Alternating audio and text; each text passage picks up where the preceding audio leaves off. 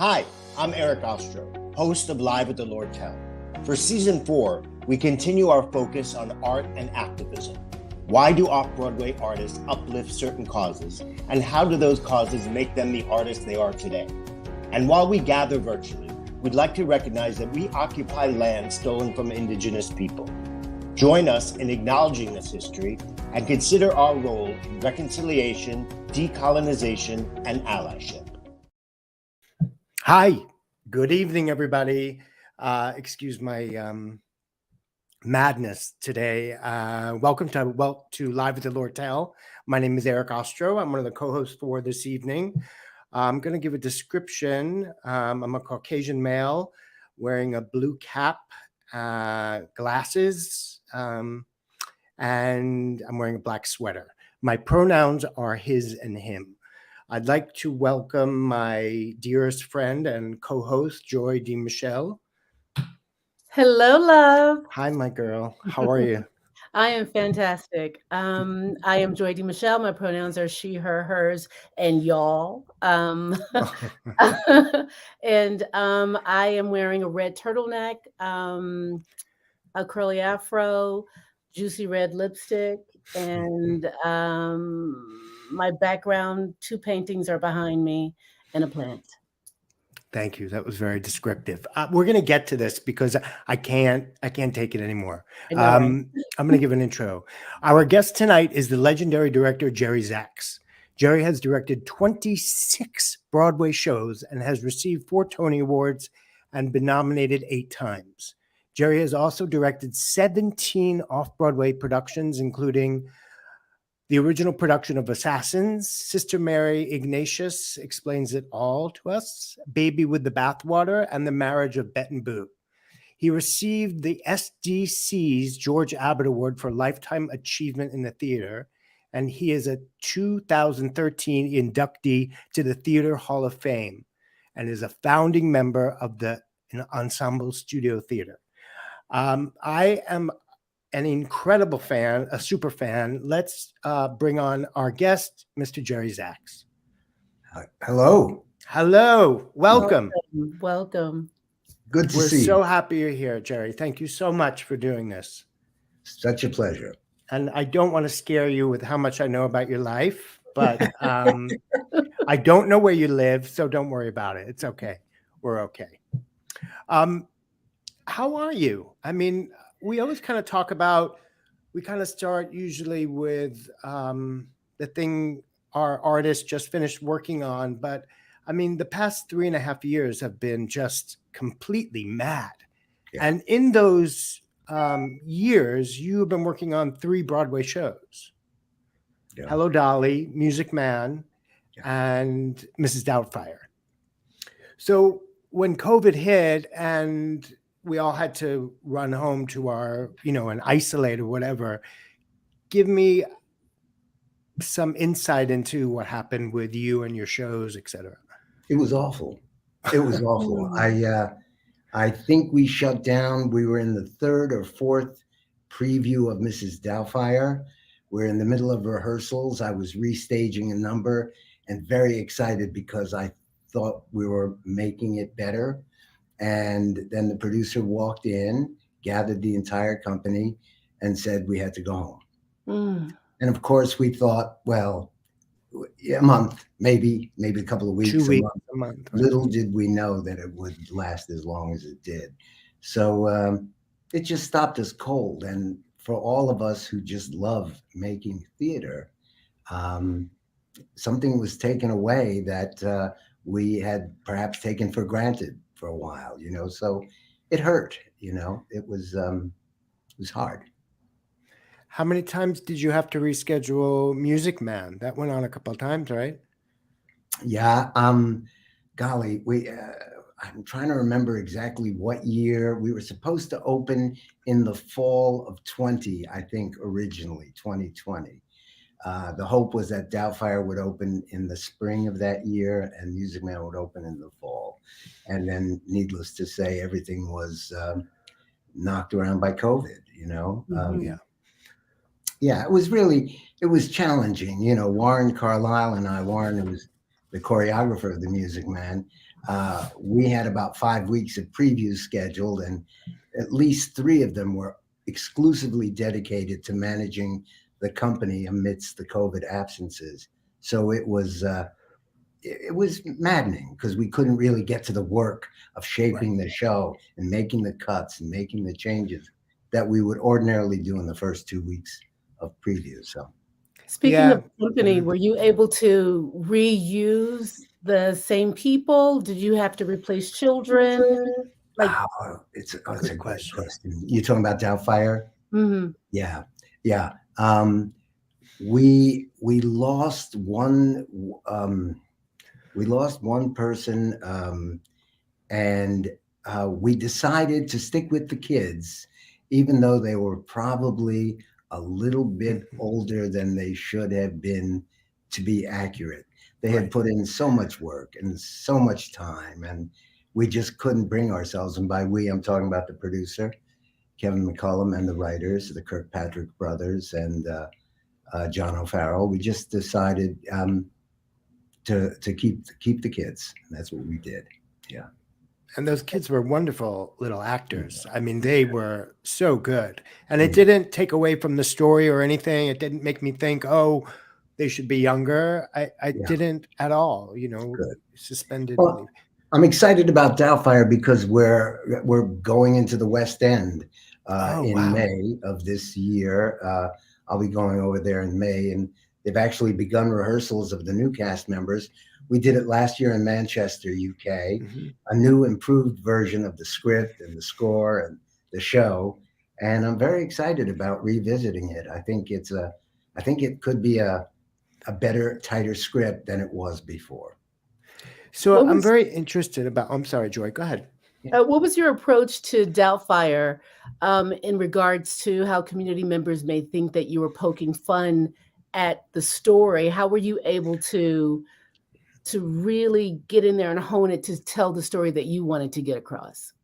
It's tough dealing with um, people's sensitivities are people's sensitivities, and they have to be honored. All I know is that we were never trying to make fun of people who were wearing men wearing women's clothing, if you will. We were really telling the story of a father who was going to do anything he needed to do to be with his kids, and that's that was what drove us. And but some people choose to make it an issue that that I don't know, was never really in the minds of the writers or myself or our producers. So, but yeah, no, it's a tricky line to navigate. I think I think one of the good things that came out of the pandemic, if there is such a thing, is it forced all of us, myself included, and to be more open to the fact that people's feelings can be hurt by the choices we as the creative artists make. Right. And I think I've tried to live well that way, but it really was in the time of COVID and the George Floyd Black Lives Matter. And there was a period of time that challenged us to be a little more aware and a little more open when we were casting, particularly. And I'm grateful for that because I think I'm better for it a little bit. Yeah, I'm sure Beautifully you said. are. So I have a quote from you. You were going to talk about this phenomenon of Dolly, but you said 52 years ago, it's probably a little more years ago now. I was a recent med school dropout, which I want to touch on, and I decided I was going to be an actor. I came to New York and stood in the back of the St. James to see Dolly. I can't even describe to you what happened. I went back again and again. It was everything I ever wanted: laughs and music and lights and joy. I cried. I was 18 and the fucking show made me cry. All of that is true, man. All of that is true. Yeah. So when you went into Dolly, I don't know how it came to you. It doesn't really matter. But my question is, working with huger than life stars, Bet, Hugh, um, to name a Bernadette. few. Yeah. What I know that you had a great relationship with her, but how do you make your actors, especially if they haven't been back to the stage for a long time, feel very safe as a director? What is it you do? I insist on kindness. Mm. Mm. I insist that no one embarrass anyone else. And when I say insist, I mean it. I don't tolerate it in the rehearsal room. It's a safe space. And I don't care if it's a newcomer or a star.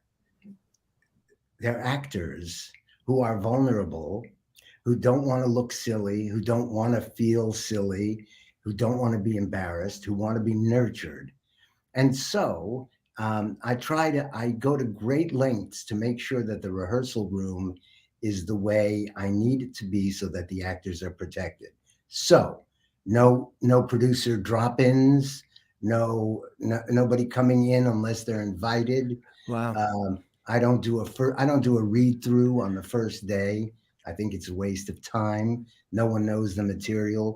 So I wait. I do a week of rehearsal so that Wow. everyone can learn their music, Mhm. get a sense of their words, and then we do a read through at the end of the first week when Mm. everyone's gotten to know each other a little bit. Oh, People that's nice. feel a Yeah. little less exposed, and that's that's basically what I try to do. And I also try to make sure that the first note I give an actor is a really good one. Is a Well, I have this really what you said about Miss Midler. I say this is the way I work. All state you're in good hands. You don't have to worry about any of that. She was very good at letting me make the decisions that normally she would feel compelled to make. We trusted one another, and she's the hardest working person I've ever spent time with. yeah. So, I mean, it Yeah. must have been, I don't know about tough for Bet. I mean, I've seen lots of interviews. I probably saw the show 5 times. Um, and it was, somebody like that as the star, kind of when the director goes, they lead the company. And Yeah. I'm assuming that's what happened. Well, yeah, they lead by example, Yeah. and you can add Hugh and Sutton to that Yeah. list and Nathan to Yeah, that of list of course. the hardest working people. And again, to everyone out there who is either working in the theater or thinking about working in the theater, know that people like Bette Midler and Hugh and Sutton and Nathan and Bernadette, and I'm going to get into trouble if I try to name any more names, but there are others that I love. They work hard. They come in and they get warm up and they are prepared. They've got their lines learned. Bet every night it was 6:30 would come out onto stage and do a sound check in her bathrobe, her wig cap on. Mhm. She'd stand center stage and sing a few notes of this and that just to make sure that just to double check on how she was hearing herself. That Mhm. that kind of detail, yeah, there's a work ethic that they have that should be required studying for all young people out there. Of course. Yeah. And what would have happened if, I mean, she was, but do you ever run into, maybe it's not a big star or an artist who is not learning his lines, or he's difficult or she's difficult, and how do you, on the other side of that, how do you deal with that? It's really hard. Yeah. Um, I'm not going to if I want to protect the possibility of that actor hearing what I have to say, then I will take that actor aside and speak to them privately. I will not do it in front of an audience or the cast. I will protect the possibility of that actor hearing what I have to say. Right. And then I will say, "What's up? What's wrong? You don't Mhm. seem prepared. You seem unhappy. Is everything okay? Talk to me. I want to know." At the very least, it gives the actor the message that I'm seeing something that is not entirely kosher. And so that's how I handle it. When in when I was young and crazy, it seems that I would have to replace at least one person in a whole bunch of shows that I did. it's the most terrible part of directing is having to replace someone, or one of the worst things, certainly. That's a hard conversation. Yeah. Mhm. The other hard thing is when your show doesn't work, which is also, but that's a whole other thing. Anyway, Do you think So, that level of compassion that you have comes from you having been an actor first? 1,000,000%. One Mhm. million percent. I came to New York to be an actor. I came to New York in the fall of '69 to be an actor, and but that's first what you I. were going to medical school, yes? Well, I was pre med at Dartmouth, Okay. and I was a reluctant pre med because I didn't know what else to declare as my mate. I was going to be a doctor because my parents. Look, my mother survived Auschwitz. My Oh, father escaped the Nazis by posing as a different person entirely. wow. They did this for a year and a half. They both found each other after the war, and I was born in Stuttgart. Sounds like a natural for someone interested in comedy, Mhm. I think. But so anyway, yeah, um, I forgot the point I was making, No, but that's okay. yeah, uh, Y It was well made. Go ahead, Joy. Sorry. in terms of talking about comedy and you having been an actor, yes, and also for those people who are listening, I heard you talk about, what it is that you like in an actor. You like for an actor to be able to really move you or make you fall in love with them when they come in. yeah, Can you talk about that? sure, sure. Um, a lot of people try to define talent. What is talent? It's many things, I think. And one of the things that it is for me is credibility. Do I believe that this person means what they say? Mhm. Do I really believe that? And that to me it's a gift that some actors have. They just, some actors just mean every word they say. Or if they ask a question, they really seem to want to know, they want an answer. When they ask a question, they appear to really need an answer. Yeah. So I'm particularly drawn to the actors that I believe. Some of that is demonstrated by actors. Some of that I discover in auditions. And Joy, back to the first thing you asked me that I sort of wandered away from. Yes, I do believe my experience as an actor, which I pursued for 10 years, and I'm happy to say I was rarely out of work and never had to take a day job, my claims to fame. I think having been an actor prepared me in a big way to work with actors. I can remember the 2 or 3 times where I was humiliated as an actor, either in auditions or in put-in rehearsals, Mhm. and I vowed never to make those mistakes again. So Mm. Yeah, that's interesting. So go ahead, take us back a little bit. You were pre-med at Dartmouth, and then yes, you said, "Fuck it, yeah. I'm going to New York. I want to be an actor." I'll tell you exactly what happened. Okay. I was Mhm. I was a pre-med at Dartmouth, and I saw Wonderful Town, the musical. I had a blind date, Winter Carnival of my sophomore year. My life changed. My life changed. And by that, I mean I auditioned for the revival of that production. I got into it, and I started acting. And Mhm. suddenly I was no longer pre-med. Suddenly I was auditioning for everything I could at Dartmouth. And then when the moment of truth came, somewhere in junior year, when we had to declare what we were going to do after college, I decided to go to grad school at Smith in an MFA program in acting. And, and those 2 years got me ready to come to New York and really pursue life as an actor. So I gave up pre-med pretty easily. My parents were distraught, Yeah, that's what I mean. You're a Yeah, Jewish boy.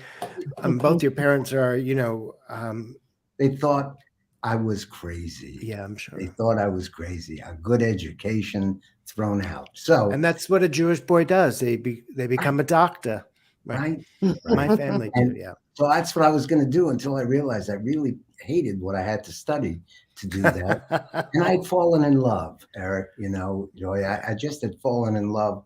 And that was the critical moment in my life, whether I was going to choose to pursue a career in the theater or not. And I chose that. And went to Smith where, I started dancing, man. I used to be a heavy kid. And so I lost 35, 40 pounds. I started dancing, I started singing, and I loved it. And then came to New York in the fall of 69, got my first audition. Where I went out and open calls. I had my equity card, and I got cast in a show called Young Tom Edison. Young I can Thomas see that Edison. here. Mhm. Yeah. Anyway, so and I loved it, and family members were expressing sympathy, and I didn't understand it because I was loving what I was doing, and I've never stopped. So anyway, Do you Well, I remember think the moment? yes. Do you remember the moment when you felt as though your parents co-signed or said, "Okay, it's okay, you're not a doctor"? I'll tell you exactly the moment.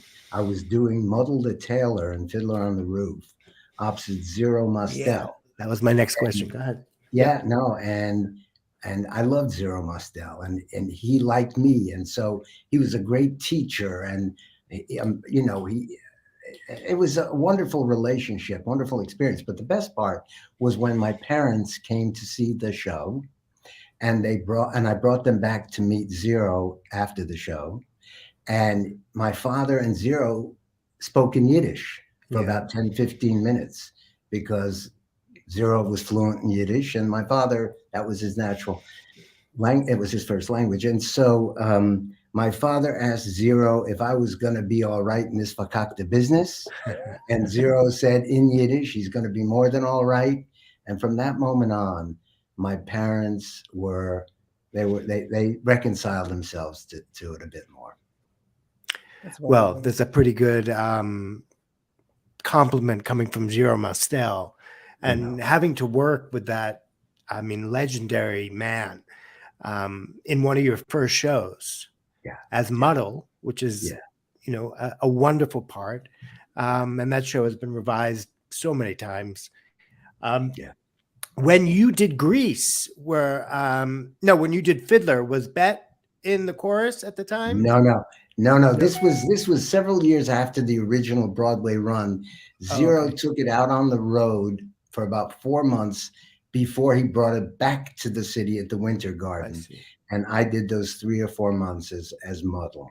Um, it's one of those things where I was originally scheduled to play Mendel, the rabbi's son, but the fellow who was supposed to do Muddle became ill or was just not available to do it, and I was asked to do it, and it was great. Zero's a great teacher. He I'm could teach you sure. more about comedy on stage with notes whispered under his breath, Wow. than you can get in from a million textbooks or classes. Anyway, Yeah, that's my question. I yeah. always want to know from a fantastic director, do you think that you are born with a comic flair and know the timing, or do you think that it's something that can be taught? I don't know if you're born with it, but if you're exposed to it at an early age, as I was, you develop it feeds you an awful lot, Eric. When I was It's a a kid, rhythm, right? Yeah. at rhythm and when to speak, when not to speak. What else is timing? But knowing Right. when to speak, when not to speak. When and so as a kid, I would be sat down in front of the television with my evening meal, and I would watch Abbott and Costello, Milton Berle, the Three Stooges. It didn't matter as long as it made me laugh. Mhm. So when people wonder about, whether this is personal for me, laughter and making people laugh, yeah, it's very, very, and it's humbling, man, because you can never figure it out. Just when you think you've got comedy figured out, it bites you in the ass. It's Mm, well, because it's full of surprises, and I think that's part of the joy. Is it, you know, I think Browning said, "A man's reach should exceed his grasp," or "What's a heaven for?" There's no such thing as perfection. Therefore, Yeah. there's no excuse not to keep trying to get Mhm. it right, to get it yeah. right. And I that's love what that. that's what I've been doing. So let's get back to you came to New York. When did you make the transition from going from being an actor to a director? It happened somewhere around 19, or it happened around 10 years after I got to the city. When I came to the city, in addition to auditioning for shows, um, I took classes with a man named Kurt Dempster, acting class, Kurt Dempster. And Kurt came to the class one day and said, I'm starting a theater. And that was the Ensemble Studio Theater, which the members of his class and other people all congregated at 52nd Street, and we built the place. We scraped the walls, we painted them black. And it was at the Ensemble Studio Theater that where I was an actor, that a good friend of mine came up to me and said, I've read this script. I want to play this part. Do you want to direct it? We'll just do a little workshop. And that was it. I had never thought about directing. I had never thought about it. I loved it. I love to act. And suddenly I was reading the script that was making me laugh out loud. And I became obsessed with choreographing the staging of the play in the margins of my script. I would do it at home and I would imagine it, and so that little workshop presentation of this play called The Soft Touch by Neil Cuthbert was the first thing I directed, and I loved it. I could stand in the back and hear the laughter and not have to, not have to go through the terror of acting, which for me, there was always an element of terror. I was, listen, I'm the guy who in his 600th performance of Grease forgot the name of my car, so Grease Lightning, you forgot. Grease Lightning. I don't, I hear you get in a car, and my line was, I don't know what kind. And I would say, I don't know what kind yet, moron, but I got the name all picked out. And I couldn't remember Grease Lightning. And I'm telling you that it wasn't an out-of-body experience. It was very much an in-body experience where my heart pounded, and it was, that terror is hard to forget. And so suddenly I was experiencing a play, but from the back, having been responsible for the staging of it. And but even more, I loved going back and making it better, getting it right. And that was the beginning of my directing. It was also at the Ensemble Studio Theater that I directed a play by Christopher Durang called Sister Mary Ignatius Explains It All for You, which had been submitted for the Ensemble Studio Theater Marathon one-act series. So I in those days, there were many fewer members. You could read the scripts that were being considered. And there it is. And I did. One day I found a script by Christopher Durang, and I had acted for Chris in a play of his a couple of years prior. And so I called him up and said, Chris, I'm starting to direct, and I've read Sister Mary Ignatius, and would you let me direct it? And he discussed it with his representative, and he said yes. And that really was the beginning of my directing career, because it went on to run off Broadway for about 4 or 5 years. I think Andre Bishop produced it. Yeah. And suddenly I had credibility as a director, and it's so different than acting, because it really doesn't matter what you look like. And I found that really liberating and a relief. You know what I mean? Yeah, sure, of course. So Joy. So you were talking about comedy, and I heard you say in an interview that you like for an audience to laugh and then laugh some more, and right when they think they're going to laugh again, to surprise them and leave them verklempt and touched and just really feeling for the character that it all worked out. Yes. Can you remember what would you say is your favorite moment or your favorite feeling in a show when it was over with, where you felt like, that's it? You could name a few if you want. Yeah, no, I that's a great question. It happened for me the first time as an audience member when I saw Fiddler on the Roof, when I was just a kid and I went to see it. And I've laughed and I've laughed, and it comes to the end, and suddenly Tevye has to bless his daughter, who is running off to marry a Gentile, a non-Jew. And that was really close to the bone because those are my parents, you know. And I'll never forget, I think it was Zero who said, God be with you. Or he just muttered a bit of a blessing, didn't even look at the characters, but he blessed them.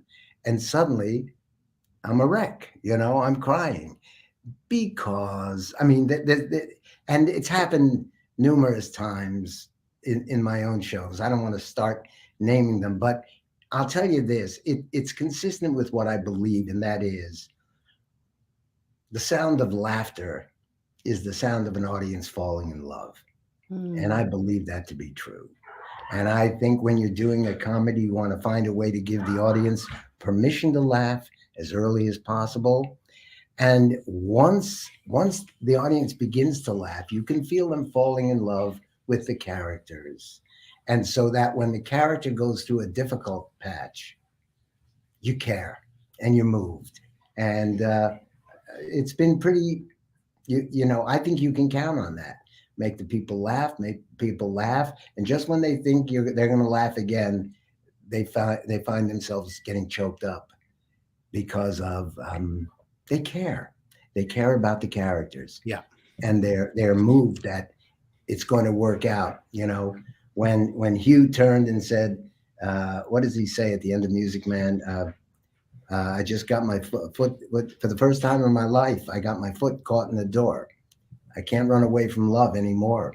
And he has that realization, and you can, you know, or when he takes the cornet and he hands it to Winthrop at the end of Act One of The Music Man, and suddenly people are crying because they love this kid. They love the kid. They love that this character of Harold Hill has fallen for the kid and is investing some time in this kid's well-being. So I don't know, laughter and tears, laughter and crying, laughter and caring about, they're very much they go very much hand in hand. You know, I love navigating that. And of course, it all depends, and I've got to say this, on the material. Depends on the written material. I have to say that because I don't think enough directors give the writers credit. So I'm going to give the writers that I've worked with all the credit, because at least the kind of directing that I do doesn't exist without the writers. Yeah. Just doesn't, you know. And so I'm grateful to every great writer I've had the opportunity to work with, because they've made me look like I know what I'm doing.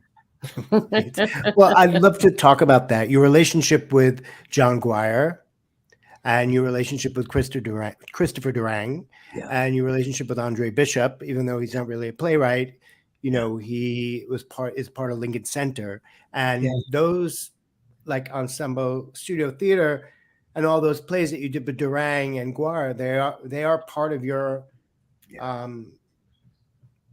life, the beginnings of, you know, the beginnings of your directing life. Yeah, no, it's true. Do you love being in if this is a new play by Durang, or obviously John Guire, no one had seen it or whatever, do you love working with the author to say, I don't know if that works here, or I'm interested how you get in there to not insult the author, and some authors are very sensitive, some are not. Right. But again, you'll find that if you can have a one-on-one with the authors, there's no room for the author to be embarrassed or not. And I mean, today I spent 2 hours with Joe DiPietro. He's a wonderful writer. We're working on a new play he's written. We spent 2 hours I would read through, I would stop and start and say, is this the right word? This is not the right tone. This puts me off. I'm getting impatient, Joe. I'm getting impatient. The rate of new ideas needs to be upped a little bit. So I think there are some trims in it. I love that back and forth. Mm-hmm. I loved it with John Guire. I loved it with Chris Durang. You know, House of Blue Leaves, talk about the shared. I mean, the year before Greg Mosier and John Guire came to me with House of Blue Leaves for Lincoln Center, I was a guest director at Dartmouth, and the play I did that summer was House of Blue Leaves. Oh. So I got to study the play. I got to learn the play. And so when John and Greg Mosier, who was the artistic director of Lincoln Center at the time, came to me and said, "We'd like you to do House of Blue Leaves," I couldn't believe it. I thought it was that, someone was watching out over me, Yeah, I had just done The Marriage of Bet and Boo at the Public, Mhm. and they came and asked if I would do House of Blue Leaves. So I don't know, House of Blue Leaves, Six Yeah. Degrees of Separation. Yes. John Guare is a genius, and I spoke to him pretty recently. He's doing great. He's still working, and I feel very, very privileged to have had the chance to work on material written by those guys. It's when the writing is that good, all you got to do is get the actors to mean what they say, And the right actors as well, right? as though their lives depended on it. Right. Eric, this is the thing. Great Mhm. comedy comes from life and death stakes, Correct. I believe. And anyway, it's just No, part I mean, Joy mentioned before about these moments, where you laugh, and then you cry. I can't think of a better show than House of Blue Leaves. John Mahoney and Susie Yeah. Kurtz and Baranski, and I think it was Stockard Channing for a while that was playing Bunny. Mhm. I mean, Ben Stiller. I mean, the cast that you had for that, and the subject matter of mental illness. I mean, we're all falling off our seats laughing, but then Susie brings it back to reality. I Yeah. mean, it is something that is embedded in my mind for the rest of my life. And I was in college at the time, and I went back to college, and I was like, "Oh, we have to do this play." Yeah. And nobody was That's right great. for. Yeah, but That's nobody was great. right for any characters in the small theater. But I wanted, the part I really wanted was Bananas. But it just is a perfect play. Yeah. And if you, that's where I learned in college that comedy is serious stuff, Serious. really serious. Yeah. Very serious. And yeah. connections with all of your actors. I mean, that connection with Susie and John was, Yeah. it's up here for the rest of my life. Well, one of my favorite moments in that play is towards the end when she begins pretending to be a dog again, because Yeah. that was one of the little games, and she would pant for her food, Right. and he looked at her, and he was at the end of his journey, basically, and he knew that the only way to help her was to put her out of her Right. misery, or at least he believed. And I'm telling you, I remember as though it were yesterday, just staging this little nonverbal dance that he did with her, that was very gentle, very loving, until he tightened his hands around her neck, and you could hear a pin drop. It was, Absolutely. Well, if just you didn't know that play, and that is such a moment that you had no idea that was coming.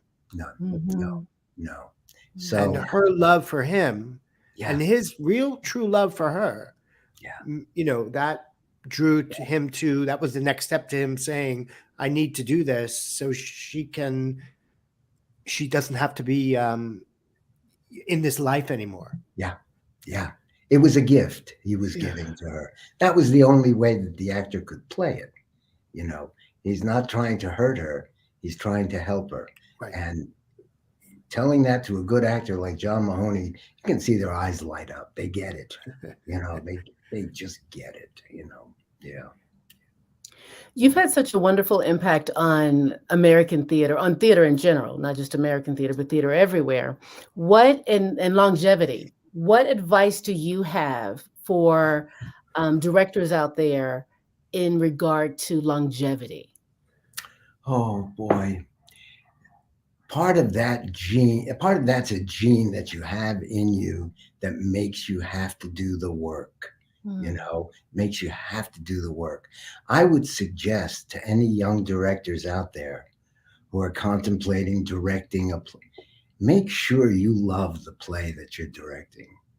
Make sure you know how much you love it, why you love it, and what you want it to do to an audience. And I think if if you can say, I really, directing is hard enough that you really should love the play you're working on before you embark on that craziness, you know. Um, and my most successful shows, and I measure that by the degree of ignition between the stage and the audience, you know, um, have been the best written ones, you know, and the ones that I loved when I read them and listened to them, you know. Uh, I don't know. I'm my own best audience for considering whether I want to work on something or not, and I'm also helped by a kind of illiterate. I'm not a real student of the great American musicals, and so all these wonderful shows that I've done new productions of come to me brand new. Mm. You know, when someone said, "Do you want to do Guys and Dolls?" I said, "Well, let me listen to it. Let me listen to it. Let me read it." You know, oh my God, you know, imagine the discovery. And so it's been with, you know, other shows as well. Yeah. You know, when it comes to casting, Yes. which I'm sure a lot of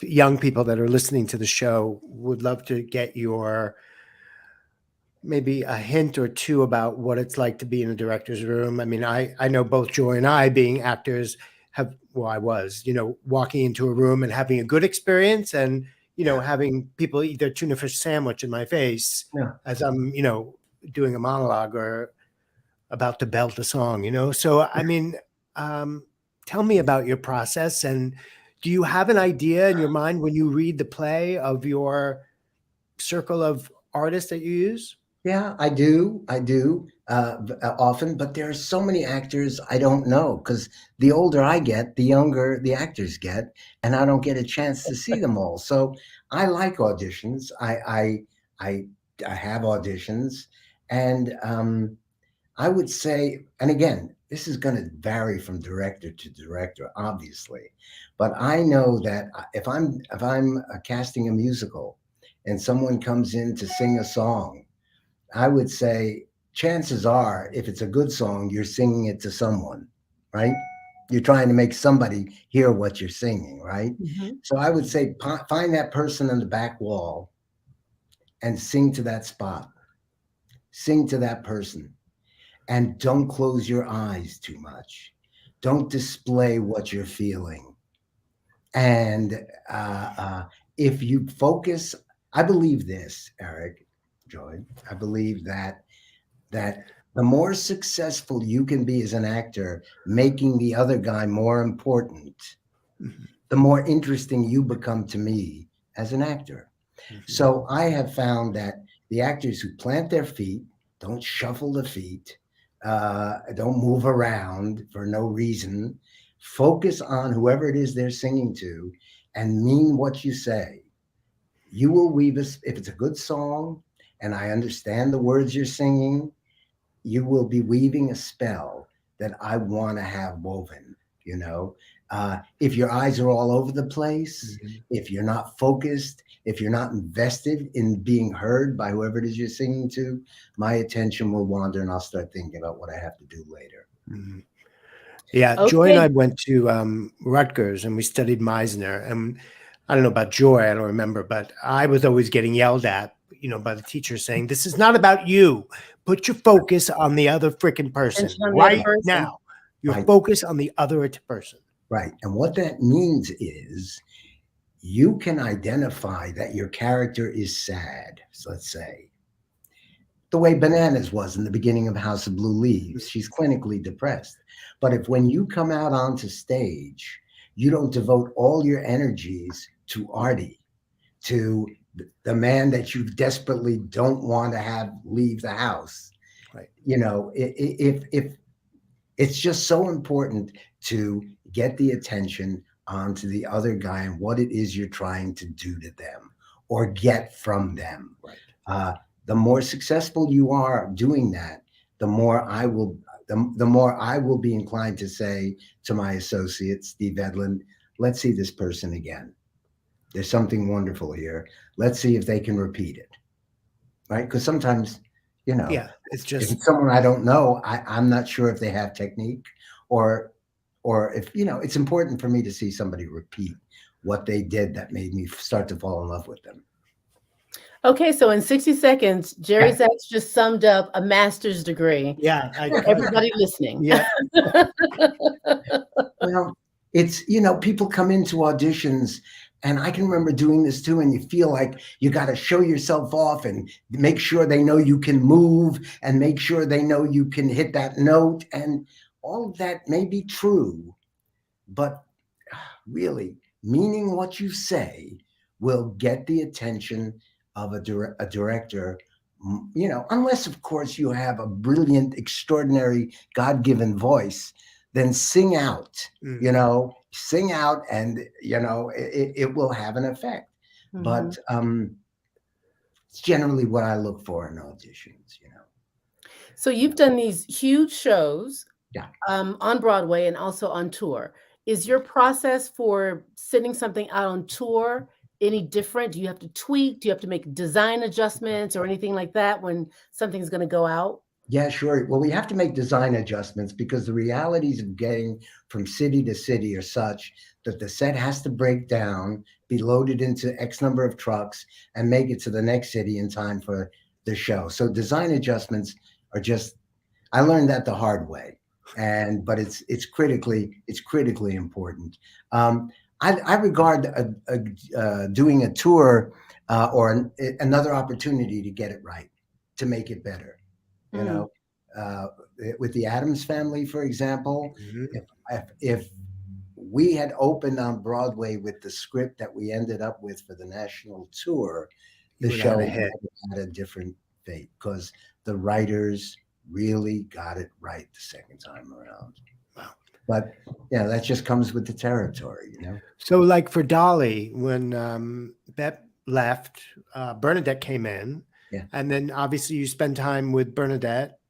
Yeah. Do you spend a lot of time in the room? And then when it went on tour with Betty Buckley and then Carolee Carmello, right? Yeah. Yeah. Do you I spend spend a this- lot of time with all of the women Yes. and the new Yes. cast? Yeah. Yes. Imagine how lucky you have to be to sit in a rehearsal room with Bernadette Peters Oh. 5 feet away, or Betty Buckley 5 feet away, or Carolee Carmello 5 feet away, singing Before the Parade Passes By. Man, I'm telling you, as a kid who, was ripped apart by that show when I saw it, to have these great talents singing this great Jerry Herman material, is it doesn't get better than that. No, I It totally doesn't get agree. better than that. Yeah. That moment So, of when to answer your question, Eric, Yeah. sorry. Mhm. Yes, No, I go try ahead. to think when the performers are that substantial and they want to work that hard, Yeah. I'll be there as much as they want. Yeah, that moment in Hello Dolly when she is saying, Ephraim, let me go. She's really saying to herself, right? I need to move on. Yeah. It's time for me to move on. And Yeah. a friend of mine who saw Dolly, I think 36 times or something. So I saw one of Bette's last performances, and we were sitting in the second row on the aisle, and it was like watching something perfect that is embedded up here as well. I'll never forget that monologue and the tears coming down her eyes, and it was just incredible. And then Donna Murphy was a beautiful and incredible Dolly, so different. So different. But again, there too, and having known that she had lost her husband and talking about all that stuff, it just was, you couldn't go wrong with that show with all those people you put in. She was great. We had some very talented people. We were lucky. Without someone of that, it's the difference between a 1,000-watt bulb and a 50-watt bulb. I hate to make it sound so impersonal, but it's the truth. Some people burn at a higher wattage, and it makes all the difference, particularly in a large Broadway. You got to fill the space. Yeah, you have to fill the space without making it look like you're trying to fill the space. Okay, speaking about wattage. Yes. So Yes. Go, Jen. You made the transition from doing Broadway musicals, theater, and also doing film. How did Marvin's Room, how did that opportunity come about? And did you know when you were looking at a young Leonardo DiCaprio and a young Margot Martindale and Cynthia Nixon, did you know what I just was knew going to they were. happen? I knew they were so good. I knew they were so good. And the only reason I got to do Marvin's Room was Scott Rudin, which I know he's had some really Right. challenging times, and I get it. But he brought it to me because we had collaborated before, and he said, "Do you want to do a movie?" And I said yes, and I was off and running. And it's a whole other ball game, and my admiration for the great film directors has never been higher than after I actually tried to do one. You know, Mm, it's just it's a whole different way to tell a story. You know, and and it's not. You know, I'm always been much more comfortable in a theater. Mhm. I can, if there isn't a problem I don't think I can solve. And in film, it's not quite as simple because I just don't have the experience and the Right. knowledge of how to use the different options. There's so many options in filmmaking in terms of point of view and lenses and et cetera, et cetera, et cetera. And in the theater, you've got one point of view, and the challenge is to make it feel as varied as possible. I'm much more comfortable with that. But you've worked in TV. I know you Yeah. directed a lot of episodes with Ray Romano and Patricia Heaton, and that was a incredible comedic team. Those 5 actors Yes. were 6 with Brad. Were no 5. Regardless, 5. Yeah. They were just like a well-oiled machine. They were. They were great.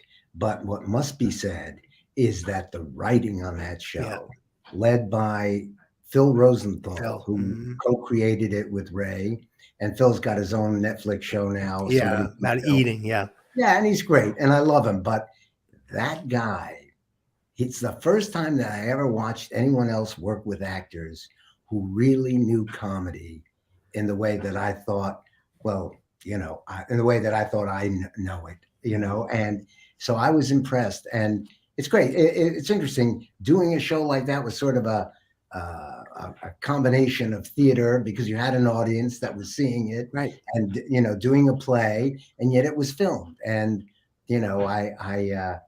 I wish I'd been better at figuring out how to use those 4 cameras, because it's a challenge that, again, in the theater is not even in play, But I had a lot of fun doing Everybody Loves Raymond, I bet you directed a and lot I of had a lot of episodes. fun watching your episodes. Yeah, I did. Yeah, I did about 20 episodes, and but I did. That was all because of Phil. He was was and is a big theater fan, and yeah, he made it a lot easier. Yeah. That time, that's such a special time for me because that time I used to watch that show all the time during Me the too. time that you were Mhm. directing it, and Eric and I were in school together at the same time. So Fantastic. it just Fantastic. all of that Yeah. period was Yeah. just everything for me. So thank But, you. And of yeah, course, and let me say, my brother went to Rutgers, and mhm, it's a great school, and yeah, it's great because you mentioned that you were there. No, yeah. that was Well, our getting teacher around. was Bill Esper, who was Patricia Heaton's teacher. So he would encourage us to watch someone take comedy very seriously because her comedy as that person, as that character, you could not get more dead serious than that. Right, And right. she didn't come off, some people are like, oh, she's very angry or whatever. No, no, no. No. It was warranted Yes, yes. and it was pinpointed at the right person It was at the So right rooted time. in truth. Yeah. that's right. That's right. That's what made it. I mean, that and the talent of the writers, and you have these actors who can speak the truth. Good God, Doris Roberts, Peter Oh, Boyle, Brad, Patty and Ray. Good God, and Phil's wife, Monica Horan, who played oh, she was Amy the great last couple of seasons. Yeah, the wonderful team. as Wonderful team. Amy. Yeah. Yeah. I have a question for you. So many Yes. of your shows that you're identified with have been revived within the past 10 years, like 6 Degrees of Separation and a couple of your other shows. Do you make a point to go back and see them? Is it feel strange? Is it is it like, oh, I remember that? And yeah. Yeah, no, I have seen some of the revivals of the shows I've done. I've gone to see them, and it's complicated because I have I didn't want to see anybody else's version of this or No, of that, course. so I try to be a better person. It's a struggle sometimes, Mhm. but but I mean, plays are meant to be done forever. And so you try to get some perspective and say, just because you did it then doesn't mean someone else isn't going to give it a try 20 years from now. It's the way it's supposed to be, Yeah, I agree. and you hope that the writer's intentions will be honored, or you hope that the director has some new take on this material that will nonetheless grab people and move them. I thought So Tripp did. I thought Tripp did a great job with 6 Degrees of yeah, Separation, yep, and his two leads were, you don't get better than that than that's right. Allison Janney and That's right. John. So, Yep, yep. so Jerry, we're wrapping up this hour. I wish we had a couple of You more guys with are you. great. Go ahead. We Sorry. just fallen in love. I already knew I was. What do you think the future holds for theater around the corner, whether off Broadway or Broadway? We've had so many issues going on where many artists feel like we need to take down and rebuild. So much going on, Yeah. so many people leaving equity and so Yeah. many people leaving shows because they weren't treated. It's a I- new world now. It is. I don't feel qualified to talk about the bigger picture of what is going to happen to Broadway, only because I don't have that perspective. I tend to just want to work on the show I'm working on Yeah, and work I on understand. another one and keep going. I will say that the theater does something that you can't do. What it can do at its best is not copyable digitally or filming. You can't. I mean, God bless the people who tried to make theater during the pandemic. Yes. I even tried. I did a little Zoom production of Love Letters with Bryan Cranston and Sally Field, and even though it was fun to work on with great people, I missed. I mean, just like we're talking now, Yeah. I need to grab you by the lapel figuratively Yeah. and have the conversation. And Yeah. you're limited. I mean, the fact that we're not talking over each other is already it's not a small accomplishment, but Correct. that's something you never have to worry about when you're doing it in person. I don't know. I wish more people had access to theater. Yes. Wish the tickets weren't so Oh my expensive God. and making it so prohibitive for the people who would most benefit from seeing a live performance not even be able to get in. And I wish I could do something about that. Perhaps I I wish you can, could too. Mhm. but I do believe that the theater will live on, because it does what no other form does. Yes. So I it's couldn't agree primitive. more. It's primal. It's one person getting up in front of the group, and doing something, and that's your first actor. And then somebody suggested they bring it out of the cave into the sunlight, and that was the first lighting design. I mean, it's all ages old. And then there was the one person who said, "I don't like it." That was the birth of theater criticism. Just kidding. Just kidding. Yes. Yeah, that energetic exchange between the audience and the performers is just something that Yeah. is so special. It's an Electric. exchange. Yeah. That ignition when it happens is what you're shooting for, and there's nothing like standing in the back and feeling the audience start to get impatient or start to get polite. Oh man, polite attention. I think Mike Nichols called it once Well, yeah, that's an It's, awful yeah. thing when, anyway. So yeah, I'm just babbling now, so I'll let you take it. No, I think I agree with Joy. I mean, there's nothing like that moment when you're sitting next to either someone you love or like, or you've got, I love to go to the theater by myself and sit next to a stranger and see what happens. And there's nothing like that moment when the theater lights go down, the audience, the house lights go down, Yeah, and it lights up. yeah. There's nothing more exciting, and you are just, if it's a great show, they will include you in that electricity. They have And to. it, The possibilities are infinite. yeah, Yes, yes, they and you are. go out skipping. Yeah. Jack O'Brien said something Yeah. neat. He was talking about the show he's working on now, Shucked. I love him. I think he's great. But he said laughter is God's mystery. You Yeah. know, I thought, what a wonderful way to put it. All these strangers get together in a dark room, and before you know it, if it's working, they're laughing and they're Yes. laughing together. Yes. And their life has been made a little bit better just for those couple of hours, you know, just a Couldn't little agree lighter. more. Anyway, That's the best way to end this. That's our show. Jerry Zaks, thank you so much. I Thank wish you. we had many, many, many hours to talk. We used to do the shows live at the theater way before the pandemic. right. So it was very nice to, be able to shake the hand or, have a conversation in person. But I think we did a pretty good job. Yeah. You've made this a pleasure, both of you, and I really appreciate it. And I hope that the people listening, that it all made sense to the people listening. It did.